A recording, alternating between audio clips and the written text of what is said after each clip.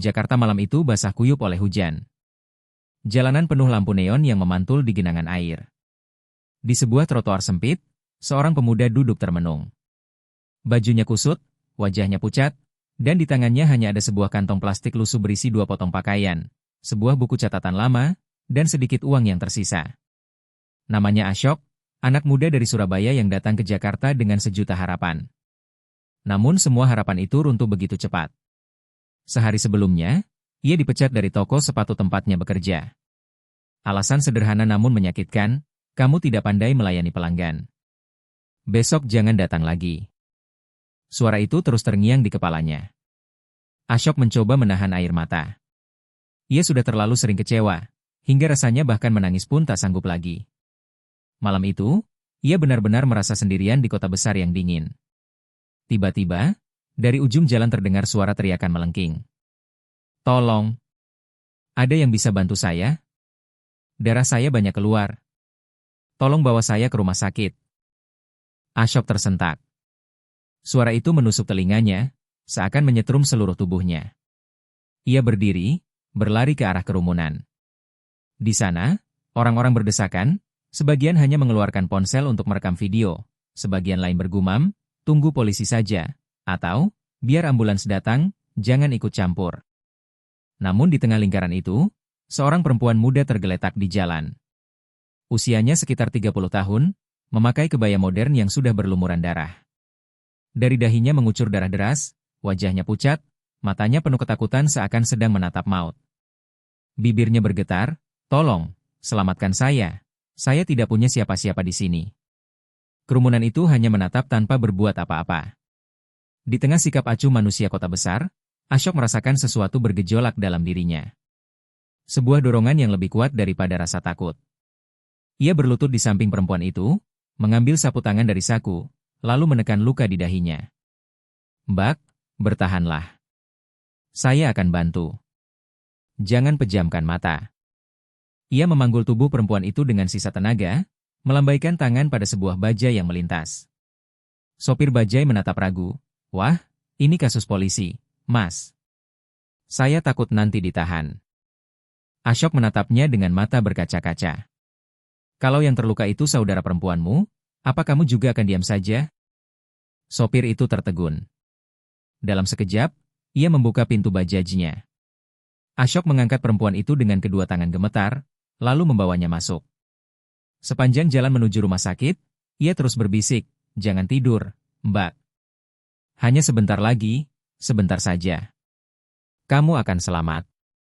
Di tengah malam yang dingin, di atas kursi sempit bajai tua yang menderu kencang, lahirlah sebuah ikatan aneh. Antara seorang pemuda miskin yang hampir kehilangan arah, dan seorang perempuan asing yang sedang bertarung dengan maut. Ashok tidak tahu apa yang menantinya di depan, tapi malam itu satu hal jelas. Ia telah memilih untuk melawan rasa takut demi menyelamatkan sebuah nyawa. Bajai itu berhenti mendadak di depan pintu gawat darurat sebuah rumah sakit negeri di Jakarta Pusat. Hujan masih menetes dari atap, membasahi wajah Ashok yang penuh keringat bercampur air hujan. Ia segera melompat turun, lalu menggendong perempuan yang tak sadarkan diri itu. Tolong!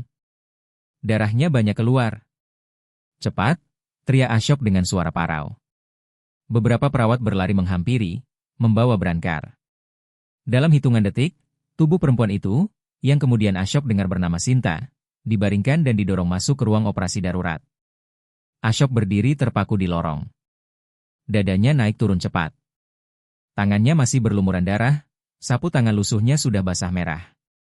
Semua orang lewat dengan wajah sibuk, tapi bagi Ashok, dunia terasa berhenti. Beberapa menit kemudian, seorang dokter keluar sambil berkata cepat, kondisinya kritis. Luka di kepala cukup dalam, harus dijahit. Kakinya patah. Kami butuh obat dan darah tambahan. Ashok langsung merogoh saku celana. Hanya tersisa beberapa lembar uang kertas. 300.000 rupiah. Jumlah yang bahkan tak cukup untuk makan seminggu di Jakarta. Tapi malam itu, tanpa ragu, ia menyerahkan semua pada petugas apotek. Saat menunggu, Ashok duduk di kursi besi ruang tunggu. Pakaian basah kuyup, tubuh gemetar, tapi matanya tetap menatap pintu ruang operasi dengan penuh doa. Ya Tuhan, jangan biarkan dia mati. Aku tidak kenal siapa dia, tapi aku tidak sanggup melihat seseorang pergi seperti ini. Jam demi jam berlalu. 3 jam terasa seperti seumur hidup. Lorong rumah sakit semakin sepi, hanya ada suara mesin oksigen dan langkah kaki perawat. Ashok bersandar di kursi, hampir tertidur karena lelah, tapi begitu pintu terbuka, ia langsung tersentak. Seorang dokter keluar, melepas sarung tangannya. Kalau terlambat 1 menit saja, nyawanya tidak akan tertolong. Sekarang kondisinya stabil. Luka di kepala sudah dijahit 11 jahitan, dan kaki kirinya dipasang gips. Dia butuh istirahat panjang. Ashok menutup wajah dengan kedua tangan. Rasa lega mengalir deras, bercampur dengan sisa ketakutan yang masih mengguncang. Malam itu, ia tetap duduk di kursi besi, menolak pulang meski tubuhnya kedinginan. Pagi menjelang. Matahari menembus kaca jendela ruang rawat. Ashok mendengar suara lirih dari balik tirai putih. Perempuan itu perlahan membuka mata.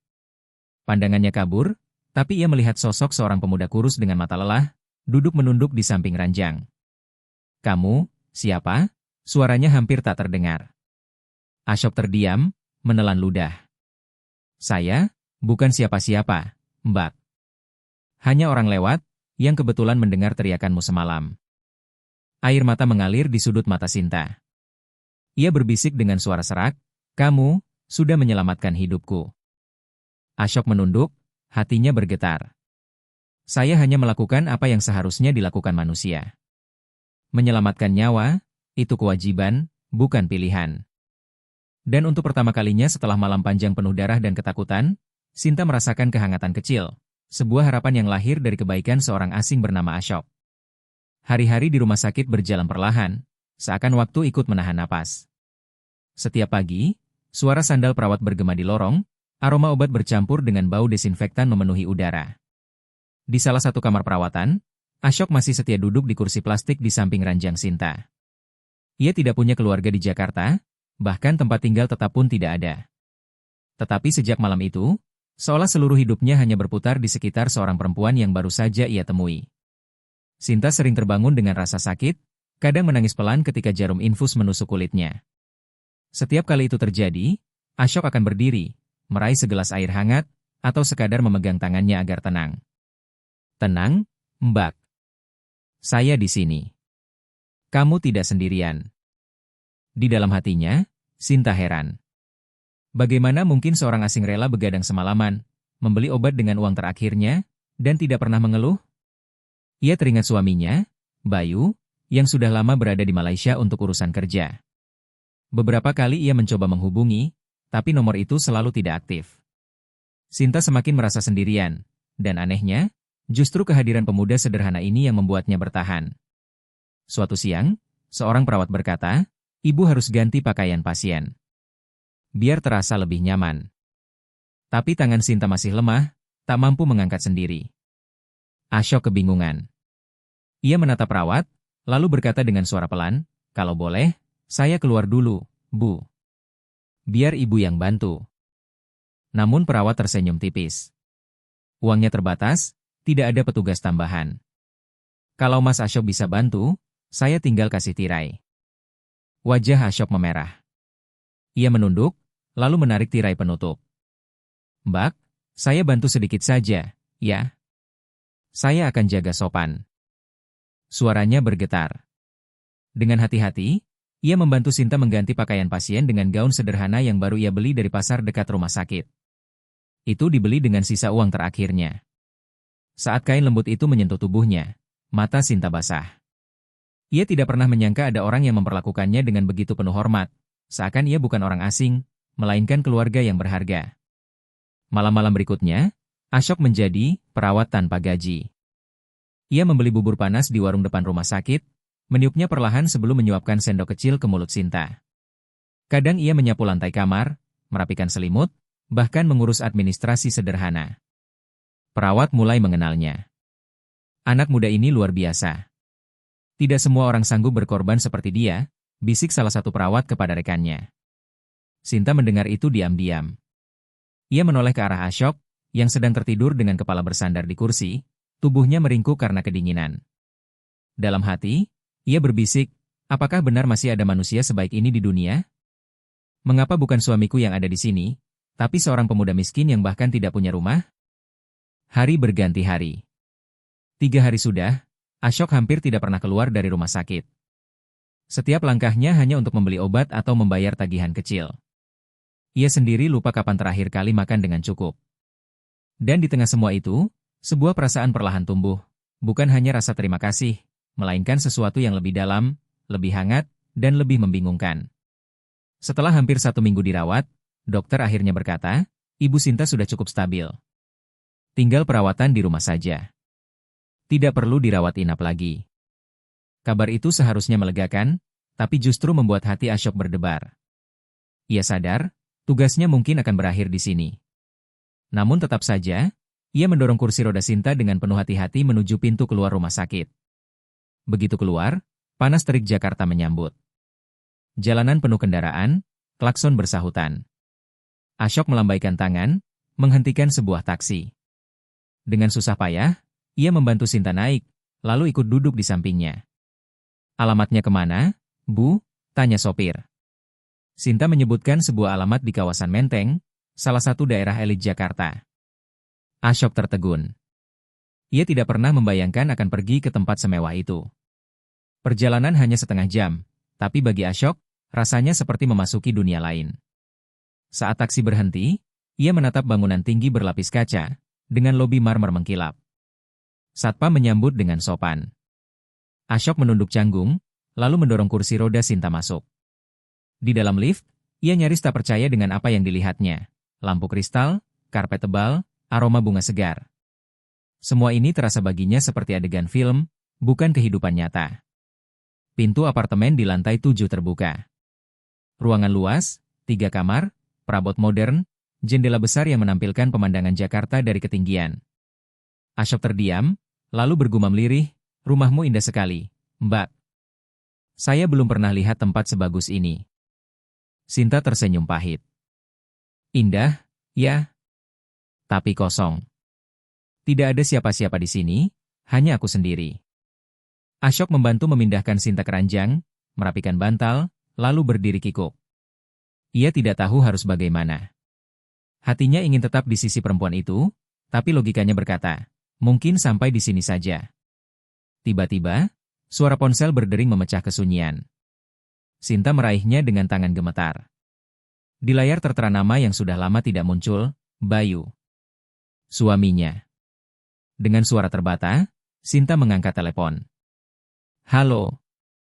Dari seberang terdengar suara lelaki, agak tergesa. Sinta? Aku dengar kamu kecelakaan? Kamu baik-baik saja? Air mata menetes di pipi Sinta. Aku hampir mati, Bayu.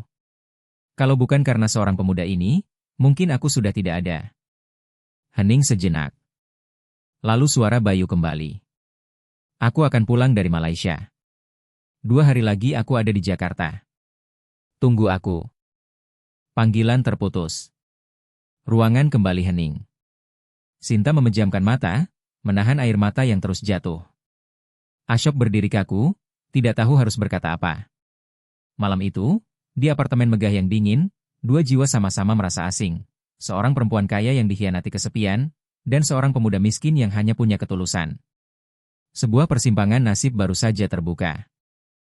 2 hari kemudian, suasana apartemen yang biasanya sunyi tiba-tiba dipenuhi suara langkah kaki. Bel pintu berbunyi, dan ketika Ashok membukanya, tampak seorang pria tinggi berjas rapi berdiri dengan koper besar di tangannya. Wajahnya tampak letih, tapi matanya berkilat penuh kewaspadaan. Aku Bayu, katanya singkat sambil melangkah masuk. Sinta yang sedang duduk di kursi roda langsung meneteskan air mata. Bayu, akhirnya kamu datang juga. Kamu tidak tahu bagaimana aku bisa bertahan hidup. Suaranya bergetar, penuh perasaan bercampur marah. Bayu buru-buru menghampiri, meraih tangan Sinta. Aku dengar kamu kecelakaan. Maaf, aku terlambat. Tapi lihat, kamu masih hidup. Itu yang penting. Nada bicaranya terdengar lembut, namun ada sesuatu yang dingin di balik senyumnya.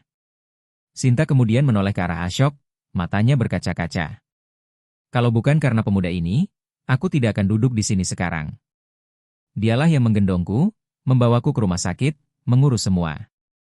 Bayu menatap Ashok. Sejenak, Wajahnya tidak menunjukkan apa-apa. Lalu ia mengulurkan tangan. Terima kasih. Ashok, ya?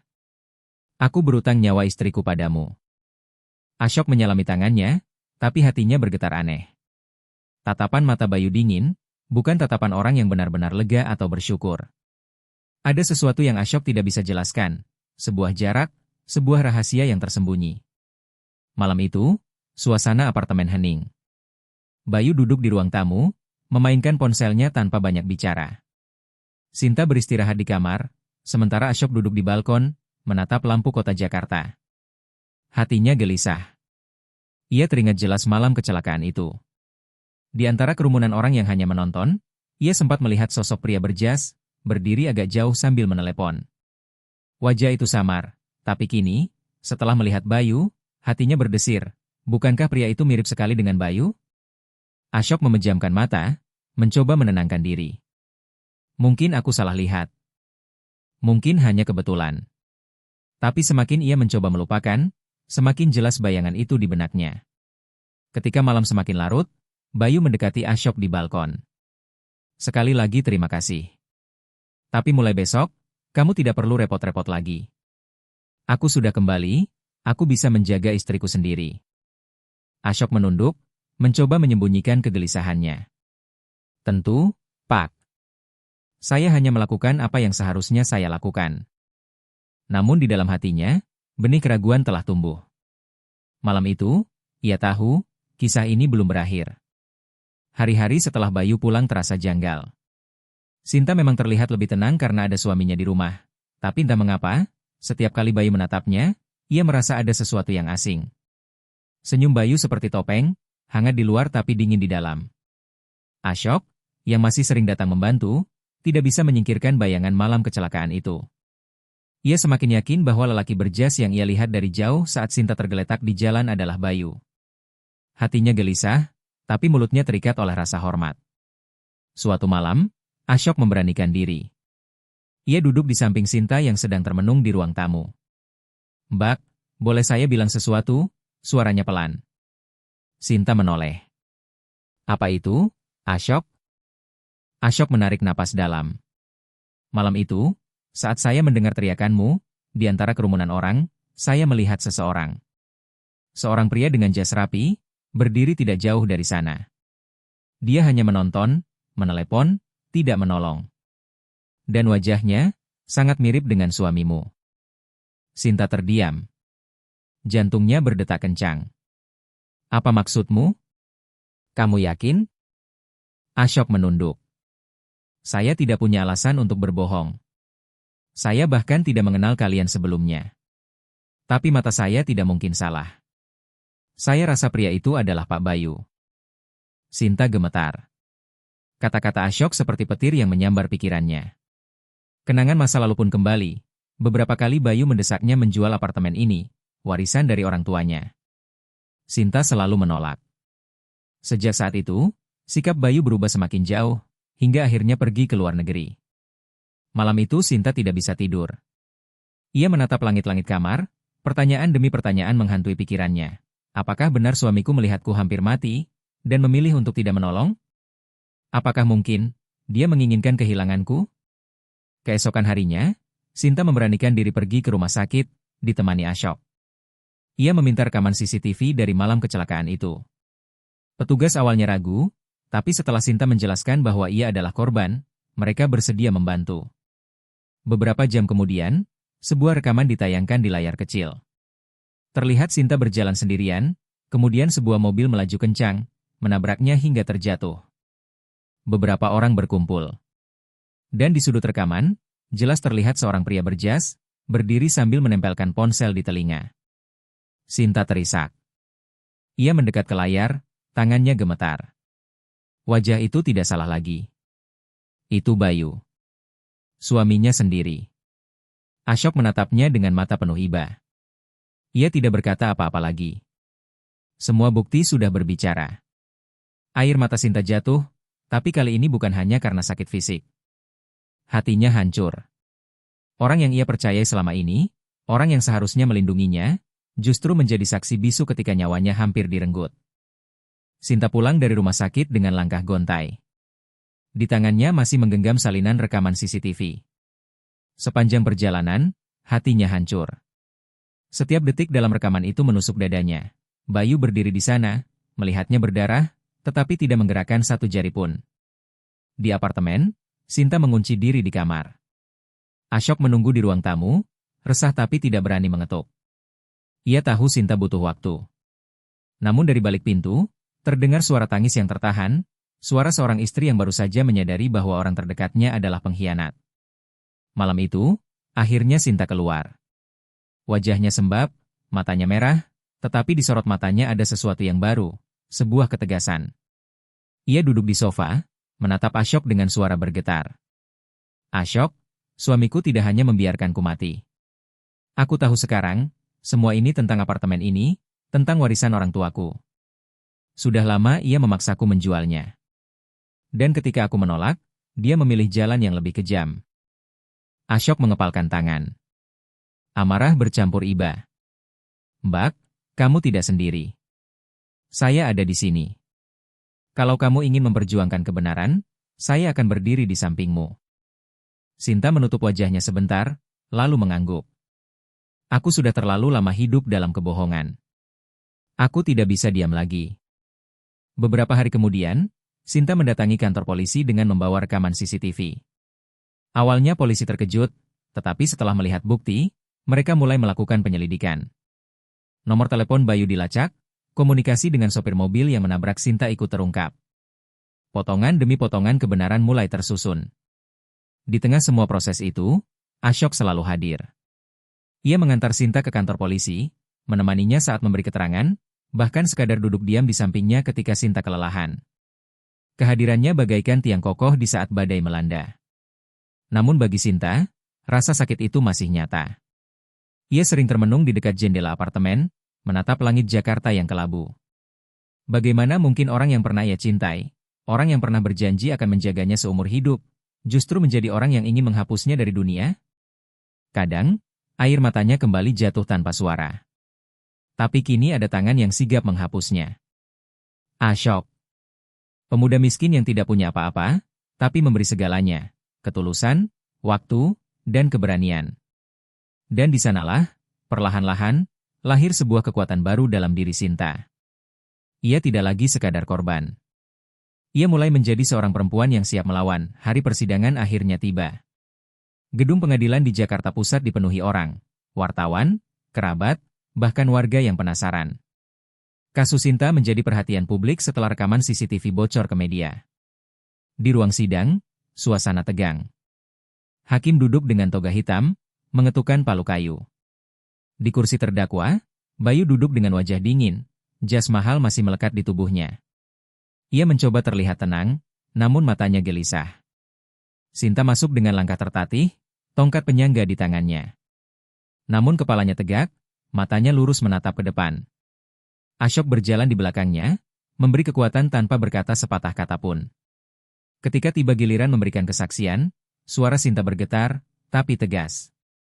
Malam itu saya tergeletak di jalan, berlumuran darah. Puluhan orang menonton, tapi tidak ada yang menolong. Hanya satu pemuda asing, Ashok, yang mengangkat saya dan membawa saya ke rumah sakit. Sementara suami saya, Bayu, berdiri tak jauh, melihat semuanya, tapi tidak melakukan apa-apa. Rekaman CCTV sudah membuktikan. Ruangan hening. Semua mata tertuju pada Bayu. Ia mencoba menyangkal, itu bukan saya. Itu hanya mirip. Tapi jaksa mengeluarkan bukti lain, catatan panggilan telepon, kesaksian sopir mobil yang akhirnya tertangkap. Sopir itu, dengan suara ketakutan, berkata, saya disuruh oleh Pak Bayu. Dia bilang hanya menakuti, tidak sampai mencelakakan. Tapi saya tahu tujuan sebenarnya adalah menghilangkan Bu Sinta. Gegas ruangan bergemuruh. Beberapa orang terkejut, sebagian berbisik marah. Hakim mengetukkan palu, meminta ketertiban. Sinta duduk tegak, air matanya menetes, bukan karena lemah, tetapi karena luka yang akhirnya terbuka di depan umum. Ia menatap Bayu untuk terakhir kalinya. Aku mencintaimu dengan seluruh hidupku. Tapi kamu memilih menghancurkanku demi uang. Hari ini, Aku bukan lagi istrimu. Aku korban dari pengkhianatanmu. Bayu terdiam, wajahnya pucat. Hakim akhirnya membacakan putusan. Terdakwa Bayu dinyatakan bersalah melakukan percobaan pembunuhan berencana. Dijatuhi hukuman penjara 12 tahun. Palu diketukkan keras, dan dengan itu, takdir berubah. Di luar ruang sidang, Sinta berdiri dengan kepala tegak. Tangannya gemetar, namun Ashok segera meraih dan menggenggam erat. Kamu sudah menang, Mbak. Bukan hanya di pengadilan, tapi juga di dalam dirimu sendiri. Sinta menoleh, tersenyum samar. Terima kasih, Ashok. Tanpamu, aku tidak akan pernah berani melangkah sejauh ini. Di langit sore Jakarta, matahari perlahan tenggelam. Dan di hati Sinta, cahaya baru terbit, cahaya kebebasan, setelah kegelapan panjang pengkhianatan. Beberapa minggu setelah sidang berakhir, kehidupan Sinta perlahan kembali normal. Luka di kepalanya mulai mengering, kakinya yang patah berangsur pulih. Namun yang paling penting, hatinya kini bebas. Bayu tidak lagi menjadi bayang-bayang yang menakutkan.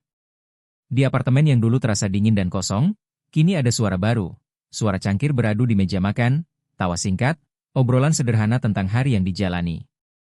Semua itu datang dari Ashok. Pemuda yang dulu hanya seorang asing di trotoar Jakarta, kini menjadi bagian dari setiap detak kehidupan Sinta. Suatu malam, Sinta duduk di balkon bersama Ashok. Lampu-lampu kota berkelap-kelip di kejauhan. Ia menatap Ashok dengan mata yang lembut. Aku dulu merasa hidupku sudah berakhir. Tapi kamu datang, bukan hanya menyelamatkan nyawaku, kamu juga menyelamatkan hatiku. Aku tidak ingin kehilanganmu lagi. Ashok terdiam. Ia menunduk, suaranya lirih. Mbak, aku ini tidak punya apa-apa. Aku miskin, tidak berpendidikan tinggi. Aku hanya bisa memberi ketulusan. Apakah itu cukup? Sinta tersenyum, air matanya jatuh pelan. Justru itu yang paling berharga. Ketulusanmu lebih kaya dari semua harta. Beberapa bulan kemudian, keduanya menikah secara sederhana di kantor catatan sipil.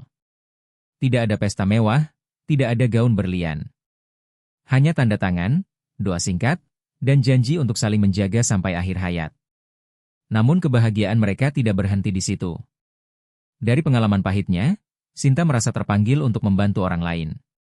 Bersama Ashok, ia mendirikan sebuah lembaga kecil bernama Hidup Kembali, sebuah yayasan untuk membantu perempuan yang menjadi korban kekerasan dan pengkhianatan.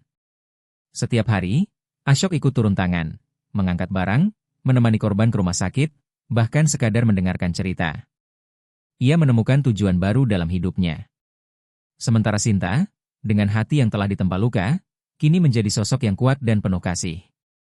Di ruang kantor kecil yayasan itu, Sinta sering menulis di papan putih, ketika satu pintu tertutup, Tuhan akan membuka pintu lain. Dan terkadang, pintu itu hadir dalam wujud seorang asing yang tak terduga. Ashok membaca tulisan itu sambil tersenyum. Ia tahu, dirinya bukan lagi seorang pemuda putus asa di trotoar hujan Jakarta.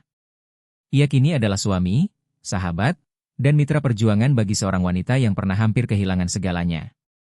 Dan bersama-sama, mereka membuktikan, cinta sejati tidak lahir dari kekayaan atau status, melainkan dari keberanian untuk saling menggenggam tangan di saat tergelap. Teman-teman, kisah ini mengajarkan kita satu hal penting.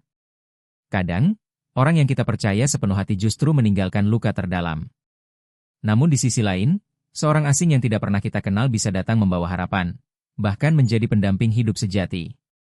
Ashok dan Sinta adalah bukti bahwa kemanusiaan dan ketulusan masih hidup di dunia yang seringkali penuh kepalsuan. Dari sebuah teriakan minta tolong di jalanan Jakarta, lahir sebuah ikatan yang lebih kuat daripada darah, ikatan hati dan jiwa.